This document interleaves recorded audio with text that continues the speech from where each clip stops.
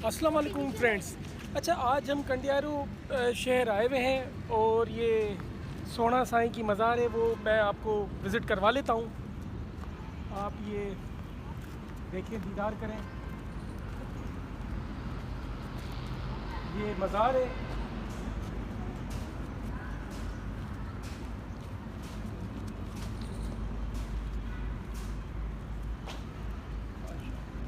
मज़हर भाई भी मेरे साथ हैं और आज हम एक कोर्ट के काम से आए हुए थे।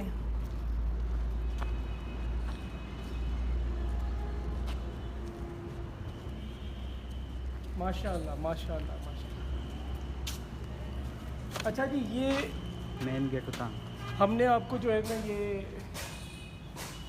कंडियारू शहर में जो मज़ार है सोना साईं की, वो आपको हमने विज़िट करवा ली है।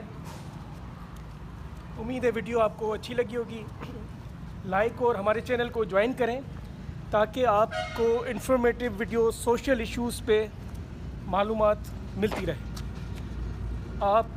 आपके लाइक्स आते हैं, कमेंट्स आते हैं, तो हमारी एक हौसला अफजाई होती है।